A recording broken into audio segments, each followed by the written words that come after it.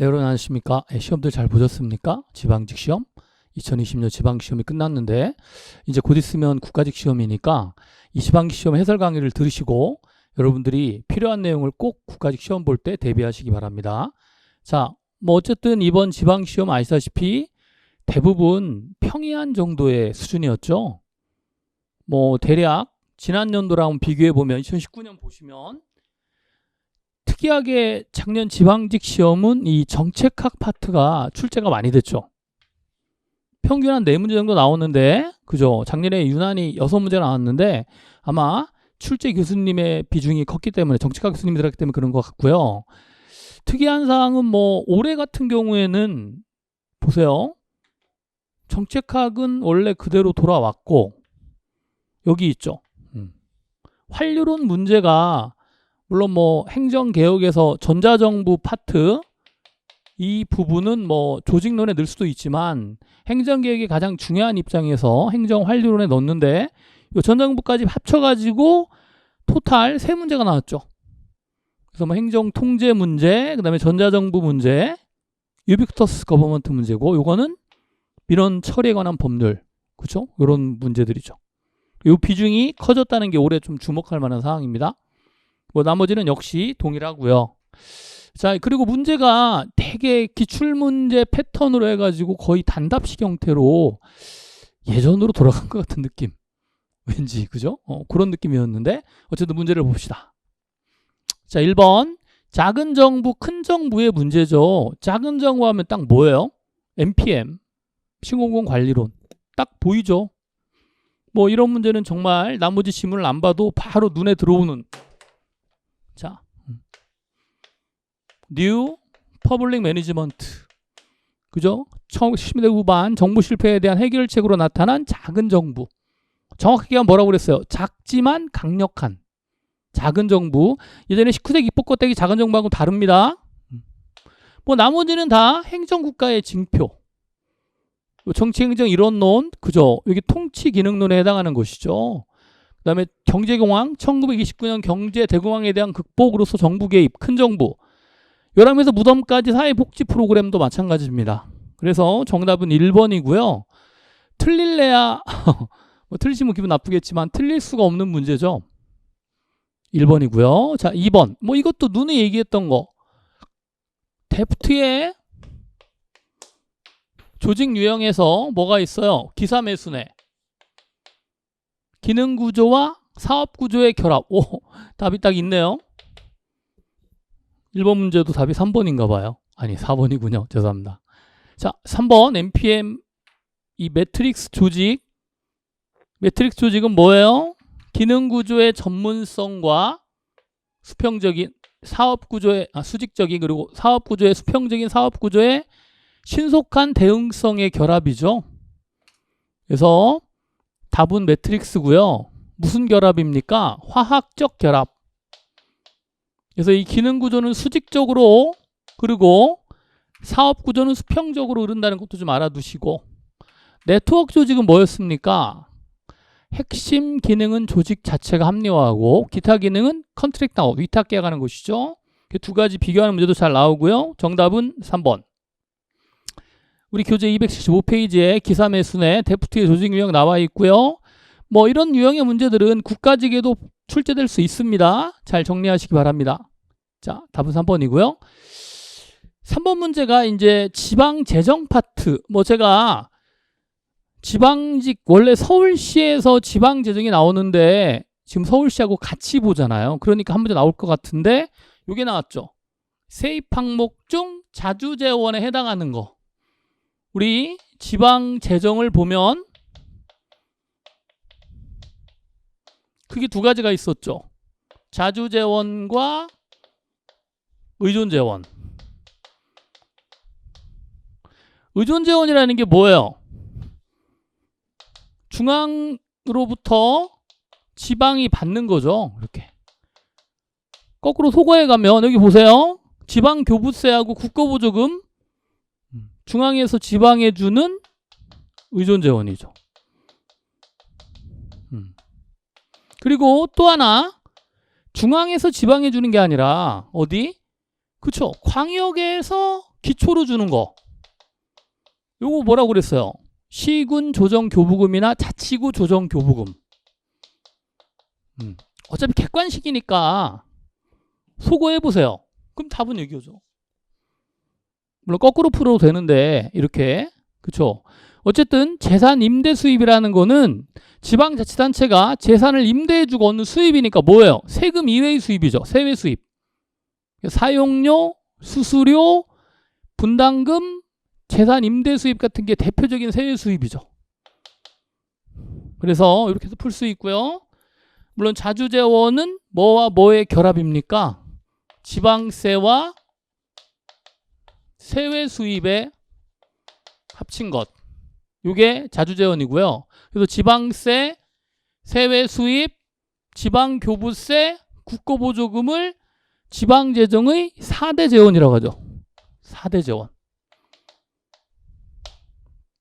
정리하시고요. 답은 2번입니다. 3번에 2번. 자, 4번 문제.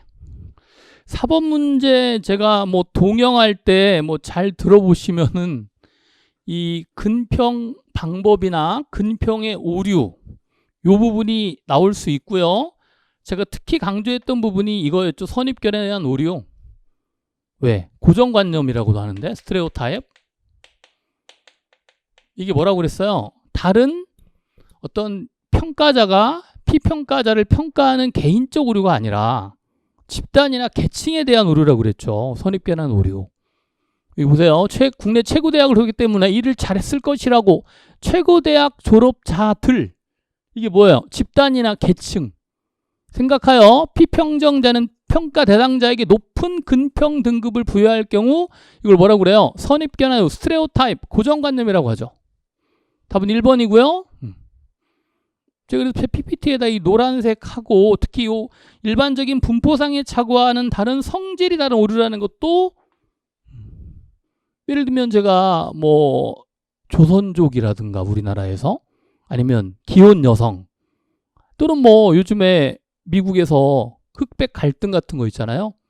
미국 사람들이 흑인에 대한 편견, 뭐 동양인도 마찬가지겠지만 이런 것들이 바로 뭐예요? 고정관념이죠. 선입견한 오류입니다. 그렇죠? 그래서 이런 문제가 출제가 됐고요. 정답은 1번입니다.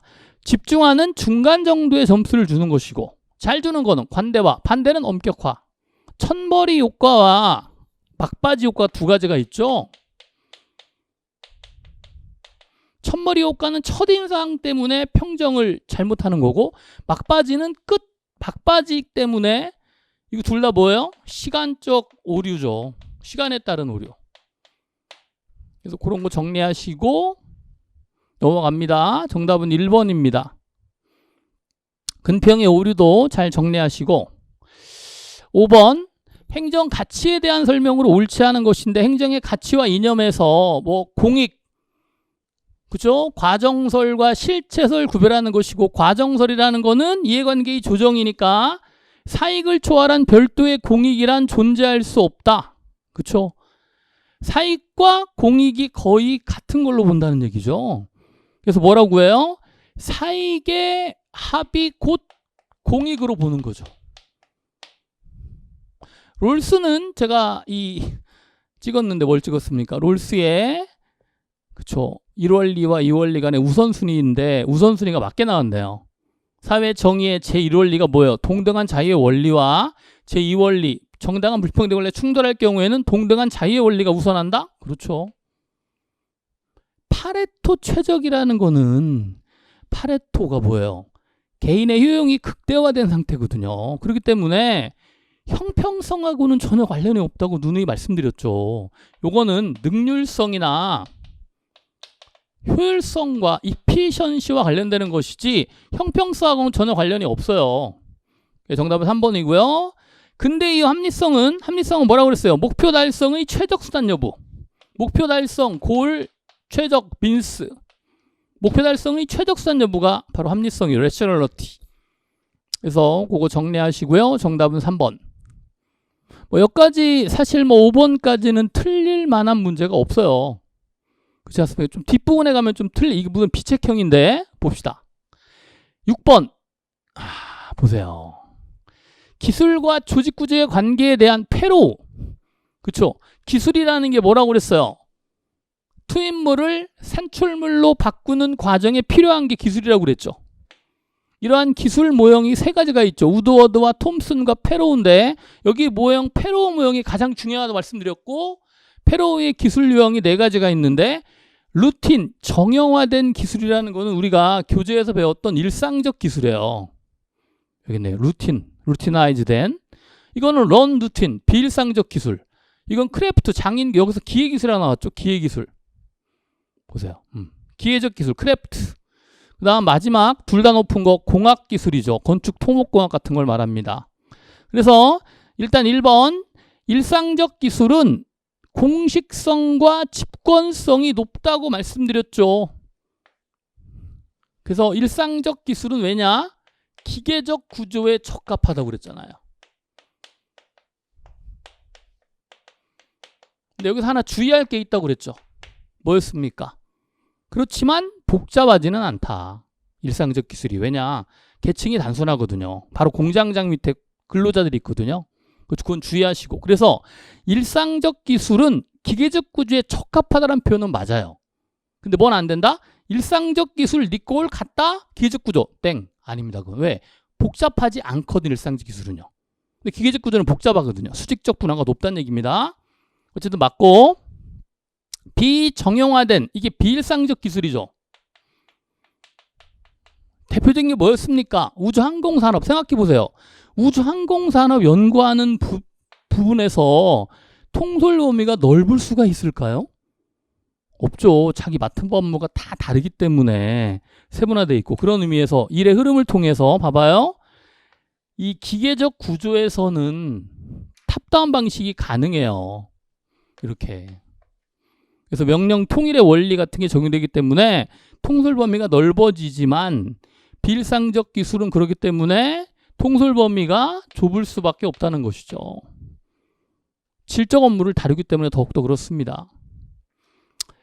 정답 2번이 틀렸고요. 3번 공학기술, 엔지니어링 기술은 문제의 분석 가능성도 높고 왜? 양적, 계량적 정보라고 그랬죠. 또 예외도 높죠. 예외의 수. 그쵸. 둘 다 높은 것. 작년 2019년 국가직 7급 문제였습니다. 맞고요. 크래프트, 기계적 기술은 이 대체로라는 게 맞아요. 유기적 조직 구조에 가장 가까운 거는 뭐예요? 비일상적 기술. 즉 비정형적 기술인데 대체로 유기적인 거는 기계적 기술이죠. 그래서 뭐가 적용된다? 하이터치가 적용된다. 이런 내용들 아시면 되겠죠. 그래서 역시 패로우의 기술 모형이 가장 중요합니다. 과업의 다양성과 문제의 분석 가능성을 기준으로 해가지고 4가지 기술을 나눴죠. 확인하시기 바랍니다.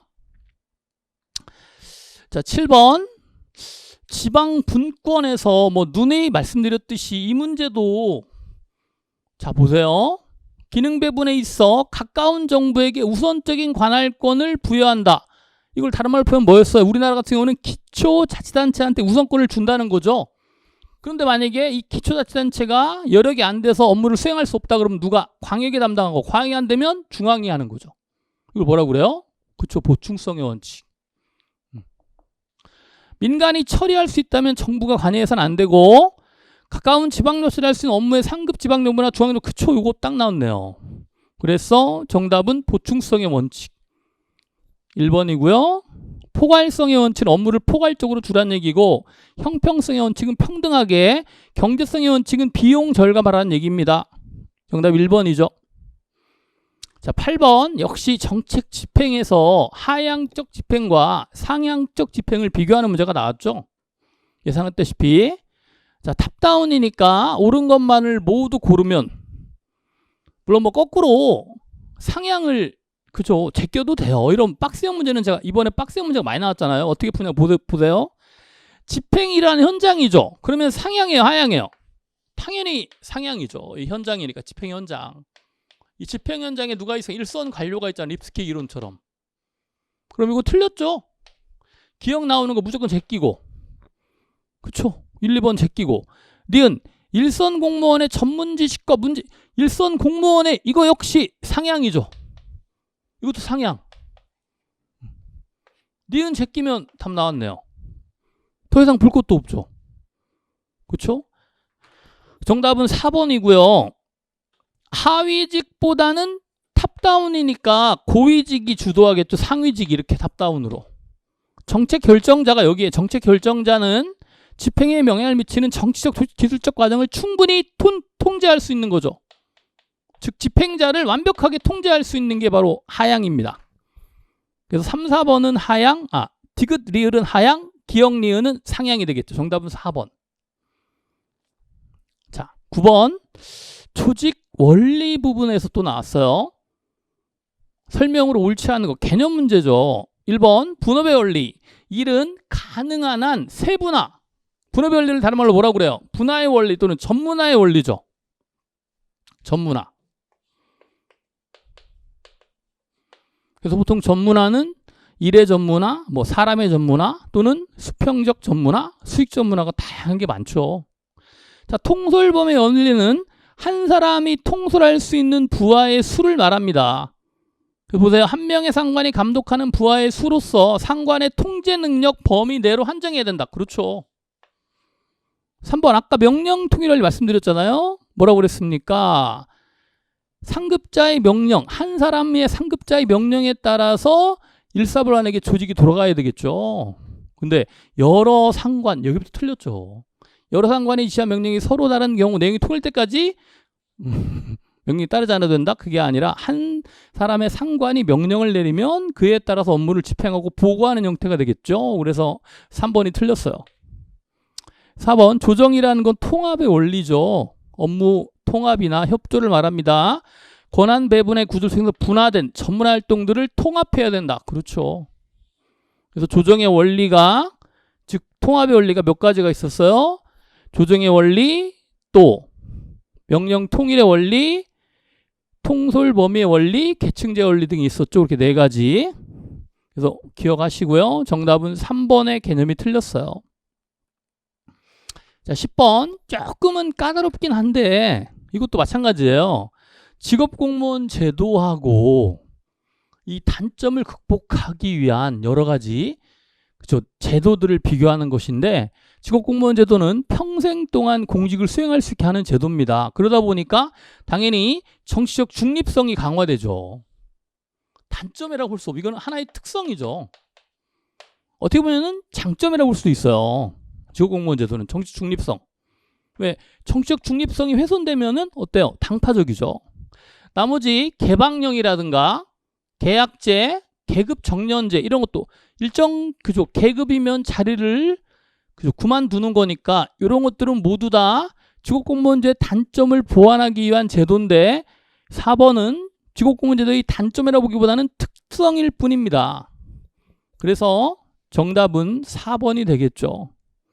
그래서 이 직업공무원제의 장단점에 대한 것도 잘 정리하시기 바랍니다. 자, 11번 역시 예산제도. 뭐 말씀드린 대로 이번 지방직 시험은 정말 뭐 각 파트별로 나올 만한 문제, 뭐 예를 들어서 정책학에서는 정책 결정 모형이나 집행, 뭐 재무행정에는 예산제도 이렇게 딱딱 나왔죠. 자, A 예산제도가 강조하는 기능은, 예산의 기능이 보통 우리가 5가지가 있었죠. 통제, 관리, 기획, 감축, 그리고 1990년대 참여까지 주민참여예산제도 이렇게. 자, 연역과 관련된 건데 이 미국의 국방장 맥나마라 장관에 의해서 국방부에 처음 도입된 것을 1915년 존슨 대통령이 연방정부에 도입하였다. 이거 뭐예요? PPBS의 연역이었죠. PPBS는 플래닝과 버지팅을 유기적으로 결합시키는 것이니까 기획 중심의 예산제도입니다. 장기적인 기획과 예산을 연계시키는 제도죠. LIBS는 통제, 입법부가 행정부를 통제하는, 관리의 자율성은 PBS고, 이건 PPBS, 계획예산제도, 그 다음에 감축은 GBB. 1970년대 정부 팽창에 따른 대안으로서의 감축관리죠. 정답은 3번이 되겠죠. 12번 역시 뭐 가장 일반적인 인사행정의 문제에서 계급제와 직급제를 뺄 수가 없죠. 말씀드린 대로. 그럼 보세요. GWJ 가장 큰 단점이 뭘까요? 그쵸. 인사행정의 신축성과 탄력성이 부족하다는 얘기죠. 왜? 계급제가 탄력성이 높잖아요. 그래서 보세요.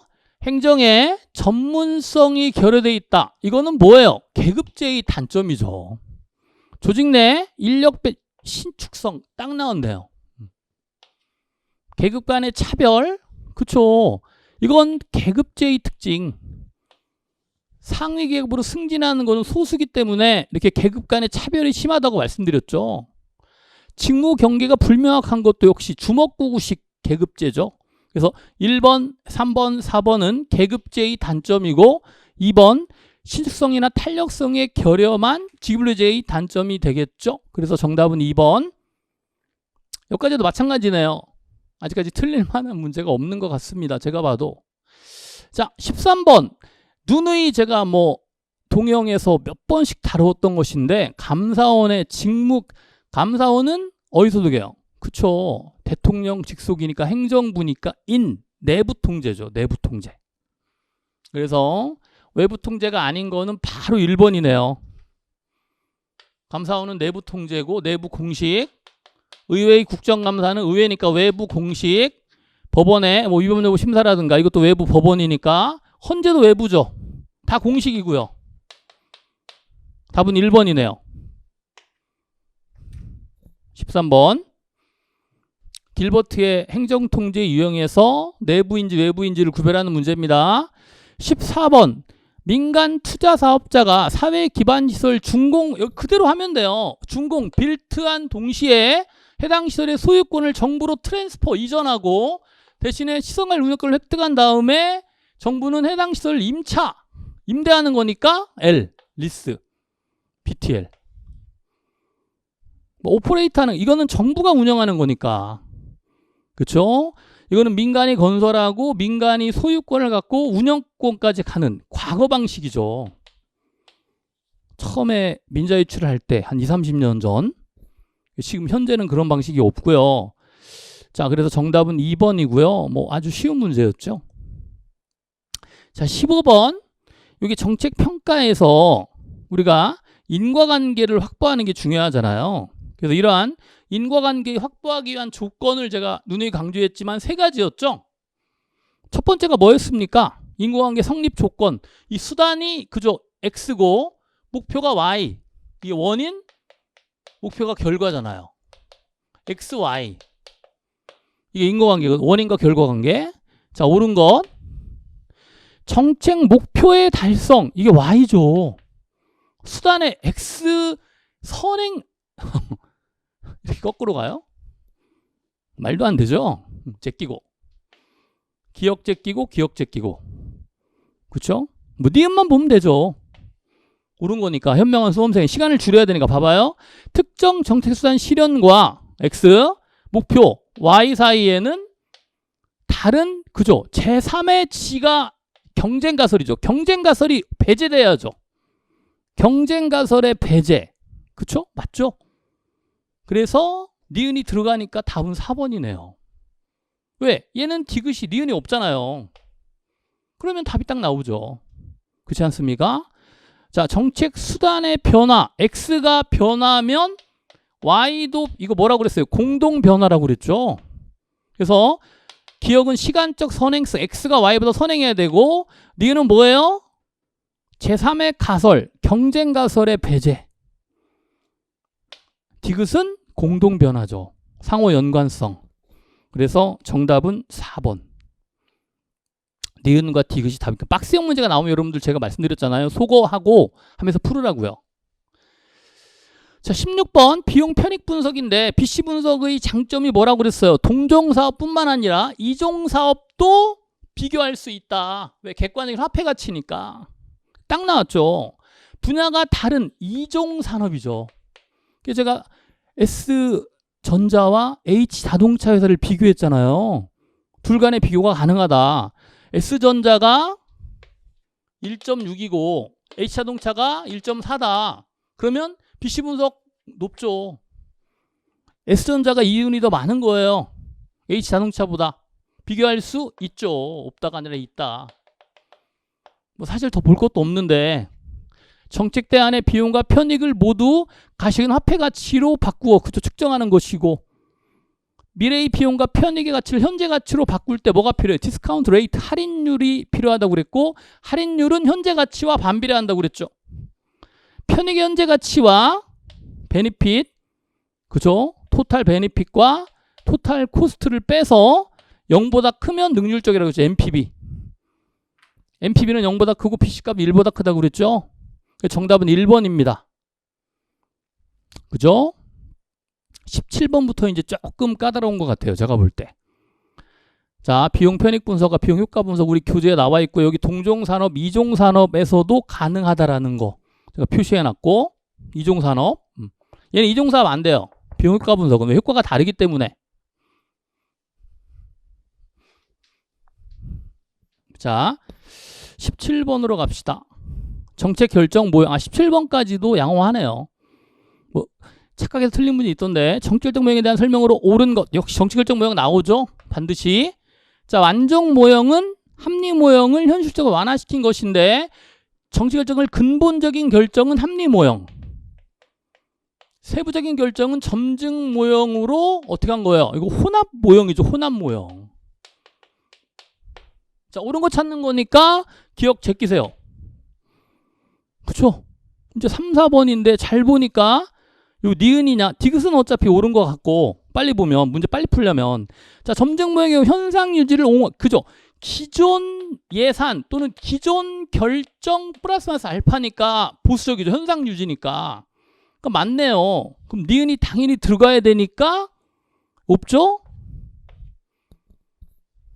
답은 3번이죠. 쓰레기통 모형에서 문해선참, 문제, 해결책, 선택기회, 참여자의 흐름. 네 가지 흐름. 자, 갈등의 준해결과 SOP는 뭐예요? 연합 모형의 특징이죠. 회사 모형. 틀렸고. 니은, 디귿 맞고 기억, 리을 틀립니다. 정답은 3번이 되겠죠. 여기까지 아주 쉬운 문제입니다. 그렇죠? 그래서 85점을 맞으면은 뭐 85에서 90점 정도면은 크게 행정학 때문에 문제될지는 않을 것 같습니다. 자, 18번. 조세 지출 예산 제도인데 보세요. 조세 지출이 뭐라고 그랬어요? 조세 감면이라고 그랬죠. 즉 조세 감면의 내역을 구체적으로 밝히는 거거든요. 이 감면이라는 거는 예를 들어 비과세를 해도 되고 과세를 안 하는 거죠. 또는 말 그대로 감면해 주거나 또는 뭐도 가능해요. 이연이라는 것도 있어요. 지연, 연계하는 거죠. 지금 여러분들 왜 이번에 코로나 바이러스 때문에 국세 납부하는 거 연계하면 이게 이연이거든요. 이연이라고 연계하는 걸 이연이라고 하면 이런 것들 다 토지출 예산 제도에 들어갑니다. 맞고 예산 지출이 직접적인 예산 그렇죠. 지출 여러 가지 지출을 하죠. 뭐 보조금 같은 거 직접 지출하는 거잖아요. 이번에 정부가 국가재난지원금을 지출했죠. 이게 직접 지출이에요. 아니면 세제상의 혜택을 주는 거니까 간접적이잖아요. 간접 지출이란 말이에요. 정확하게 맞죠. 직접적인 보조금, 아까 보조금과 대비해 눈에 보이지 않는, 그래서 뭐라고 하는데 히든 텍스 제가 이렇게 손 뒤로 감추고 얘기했잖아요. 이 제 손 아니에요? 그쵸? 숨겨진 보조금이라는 표현 썼죠. 맞습니다. 여기까지 정확하게 맞네요. 그쵸? 딱 풀어봐다. 그럼 4번이 틀린 건데 봐봐요. 세금 자체를 부과하지 않 비과세나 세금 감면이나 이연이나 이런 거 연계하는 거 모두 포함되는 거죠. 볼 수 있죠. 이런 표현은 행정학적인 마인드로 볼 때 이런 표현 당연히 틀렸죠. 그래서 정답은 18번에 4번이 되겠죠. 나머지는 맞는 지문. 제가 누누이 강조했던 내용이고요. 자, 19번인데 이 유비쿼터스 정부에 대한 전자정부 특히 EU 거버먼트인데 여러분 우리 교재에 보시면은 요 anytime 이게 5N이거든요. anywhere, any device, any network, any service까지 5개 5N을 지향하거든요. 이거 딱 맞고요. 기술적으로 뭐 브로드밴드와 무선 모바일 네트워크 왜냐면 정부 3.0 이게 뭐예요? 웹 2.0에서 지금 현재 4.0까지 이 모두 이걸 예를 들어 웹 2.0 같은 경우에는 전자정부로 보시면 되고 2.0 이후 그쵸 지금 요 웹하고 이 정부하고 다른데 보시면 웹 1.0은 이게 정부 2.0이거든요. 이게 최초로 그죠? 월드와이드 인터넷이 도입된 거. 이걸 이때부터 전자정부의 시작으로 보시면 돼요. 그러다가 이게 좀 더 발전하면은 왜 2.0 이후부터 4.0까지를 유비쿼터스 거버먼트로 보세요. 그러니까 기억에 기술적으로 브로드밴드 이런 것들을 포함할 수밖에 없죠. 그리고 여러분 구별할 게 뭐냐면 여러분들 유비쿼터스 웹하고는 달라요. 그거는 웹 4.0 같은 경우인데 유비쿼터스 웹, 이건 유비쿼터스 정부를 말하거든요. 정부. 그래서 서비스 전달 측면에서 지능적인 업무 수행과 함께 개개인에 대한 맞춤형 서비스를 제공한다. 요까지 맞죠. 요게 이제 논점이었는데 기억과 디귿은 정확하게 맞는데 2번 아니면 4번이냐 이 논점이 되는데 이 니은 서비스 전달에서 맞춤형 서비스라는 거는 바뀌지 않죠. 왜냐 어차피 이게 유비쿼터스 전자정부니까. 유비쿼터스 웹이 아닙니다. 그거 주의하셔야 되겠죠. 그래서 정답은 요 세 가지가 바로 유비쿼터스 거버먼트의 그죠? 유 거버먼트의 특징이죠. 이 문제가 조금 헷갈릴 것 같아요. 니은 부분에 있어서. 근데 이러한 맞춤형 서비스를 기본 전제로 해가지고 유비쿼터스 정부가 이루어진다는 것을 여러분 주의하시면 되겠죠. 그래서 정답은 4번입니다. 자, 우리나라 이제 정부 운영의 패러다임의 변화 우리 742페이지에서 제가 이제 다시 한번 정의를 해드리면 보세요. 이 정부 2.0 이때 처음으로 인터넷이 도입됐죠. 월드와이드 웹. 그래서 이게 인터넷 기반이거든요. 이게 일렉트로닉, 이게 전자정부의 시초로 보시면 돼요. 그러다가 웹 2.0, 3.0, 시멘틱 웹 4.0, 유비쿼터스 웹까지 이 이유를 다 유비쿼터스 거버먼트로 보시면 돼요. 유전자정부. 그래서 맞춤형 이렇게 다 포함되는 거죠. 양방향. 무선 인터넷이나 광교역 통신망이 다 들어가고요. 요거 마찬가지죠. 그쵸? 거기다 이제 5N이 아까 anytime, anywhere 그것까지 합쳐진 거죠. 우리 교재에 나와 있습니다. 그래서 정답은 4번이 되겠죠. 자, 마지막 문제인데 민원행정의 문제예요. 이번에 좀 특이한 사항이 뭐였냐면 법률 문제가 거의 출제되지 않았어요. 예전에는 한 4문제, 5문제까지 나왔거든요. 매년. 이게 특이할 만한 사항인데 국가직도 한번 지켜봐야 될 것 같아요. 뭐 저는 솔직히 법률 문제 출제하지 않는 거는 바람직하다고 봐요. 어떻게 보면 행정학이니까. 법률 문제가 너무 과거에 너무 많이 나왔다는 것도 문제점이고 그래서 제가 특강까지 했는데 어쨌든 올해는 특이할 사항이 법률 문제가 지방직에서는 거의 한 문제 정도 한 문제 사실은 법률 몰라도 풀 수 있는 문제거든요. 어떻게 보면. 그래서 그런 점이 하나의 특이한 사항인데 이제 국가직 때도 그럴 거라고는 예측하기는 어렵지만 한번 지켜봅시다. 국가직 때는 법률 문제가 나올 것 같아요.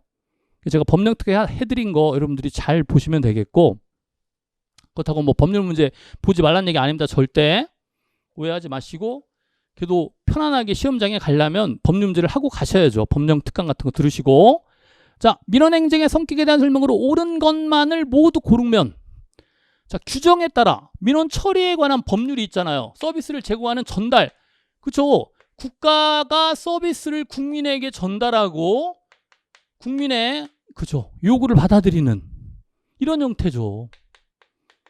맞습니다. 그쵸? 옳은 것. 그러니까 기억 들어가야 되고 얘는 틀렸고 얘도 틀린 거예요. 어떻게 보면. 그쵸? 기억이 반드시 들어가야 돼. 옳은 거니까. 그럼 결국 니은이 문제인데 자 행정기관도 민원을 제기하는 주체가 될 수 있다. 물론 행정기관은 원칙적으로 민원이 될 수는 없지만 예외적으로 여러분들 법률에 보면 행정기관이 만약에 계약관계이다. 그럴 경우에 사기업 간의 계약관계일 경우에 이게 뭐냐면 민원 처리에 관한 법률 제2조에 보면 정확하게 나와 있어요. 민원이란 행정기관에 민원을 제기하는 개인, 법인 또는 단체인데 우리 그 기본서나 다 나와 있습니다. 법률에. 다만 행정기관과 사경제 이거는 사적 계약의 주체거든요. 이럴 때는 민원으로 볼 수 있다는 얘기예요. 어차피 평등하게 수평적인 계약관계니까 민법상에. 그죠? 그래서 요거 요게 나왔죠. 단서 조항이. 그래서 2번도 맞아요. 주체가 될 수 있습니다. 기억 맞고 니은 맞죠? 어차피 이 니은이 포인트거든요. 왜냐? 얘들은 답이 될 수 없어요. 기억이 없잖아요. 요건데 항상 우리 단서 조항이고 이 지문이 어떻게 나왔는지를 잘 보시면은 그쵸? 그리고 단서 조항이 그쵸? 가능하다는 얘기죠.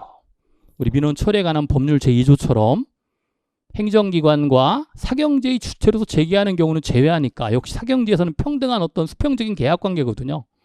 그래서 정답은 3번이 되겠습니다.